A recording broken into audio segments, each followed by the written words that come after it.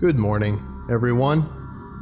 My name is Researcher Miller, and the SCP we're going to be looking at today is SCP-207, Object Class, Safe. Special Containment Procedures. SCP-207 is to be stored in a waterproof locking metal container measuring 1 by 0.5 by 0.5 meter.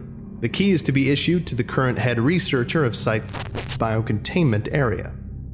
SCP-207 is to be retained inside this area at all times, and all personnel entering the area should be checked for any food or drink items, in addition to any other searches required. Any staff seen ingesting SCP-207-1 are to be retained for future study with all Foundation clearance levels removed. All vending machines in Site are only to dispense clear carbonated beverages. Any variation from transparent is to be investigated immediately. Description: SCP-207 refers to a crate containing 24 Coca-Cola brand cola drinks. The bottles are designated SCP-207-A through to X. SCP-207-B is currently the active bottle for testing.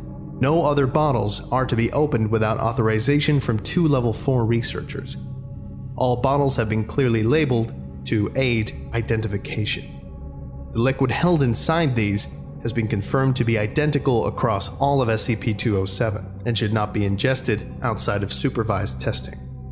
The liquid has been classified as SCP-207-1 and is to be treated as a Class 2 chemical hazard. SCP-207-1 does not appear to alter with age.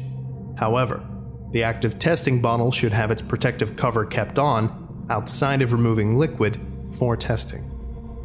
Mass spectroscopy and chemical tests have shown higher than usual concentrations of caffeine and sugars, both natural and artificial, along with the practical effect of this is when a subject drinks SCP-207-1, they will effectively no longer require sleep or rest, nor attempt to sleep or rest. This effect is not lessened by any soporific or medication yet tested on test subjects. However, only a quantity larger than 5 milliliters will cause this effect. The reason for this boundary existing has not been found, although it is hypothesized by Dr. that as such, unless authorized by 2 Level 3 researchers, only 5 milliliters of SCP-207-1 is to be used for testing. Amounts higher than this have shown no difference in effect, with the exception of the subject SCP-207 was recovered from. See Addendum. In addition to removing the need for rest, SCP-207-1 also causes an increase in motor, reaction, and psychological functions. The increase is linear in progression, with an estimated 50% increase, measured by standard medical protocols plus or minus 5%, every 6 hours.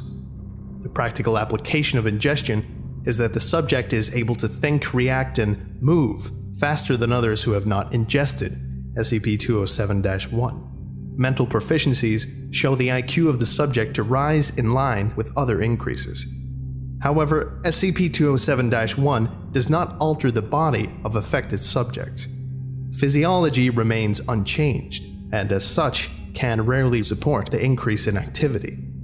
No subjects have lasted longer than 48 hours during testing, with the cause of death varying from massive internal organ failure to exsanguination due to major artery ruptures. Subjects also begin to show stress after roughly 24 hours, usually making each movement extremely carefully in order to avoid accidents. Tests SCP-207-Alpha and Rho have shown that after approximately 24 hours, the increases caused by SCP-207-1 means subjects can easily underestimate their speed. Most specifically, in test SCP-207-Rho, the subject was able to escape the containment area despite a 5-meter wall. However, this caused the subject's internal bone structure to Addendum. SCP-207 was recovered from college after reports of student moving from failing grades in all areas, including physical sports, to top percentile marks, and record-breaking performances in physical areas. Agent, embedded in the local police force, brought in for interview. Subject revealed the existence of SCP-207 during the interview. However, escape attempt while Class A amnesiacs were being administered resulted in the subject violently. Cause of death: organ failure due to massive internal hemorrhage. As SCP-207-A was empty on recovery, it is believed ingesting a full bottle. SCP-207 recovered from subject's home. SCP-207-A already empty. Reported to local police force as missing person. No further cause for surveillance of college at this time.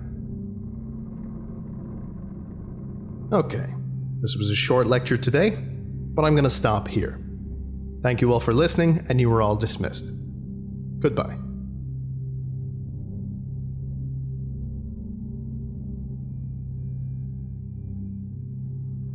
I would like to give a special thank you to Andre Bichert, Desmond Haskins, and Getsaberry.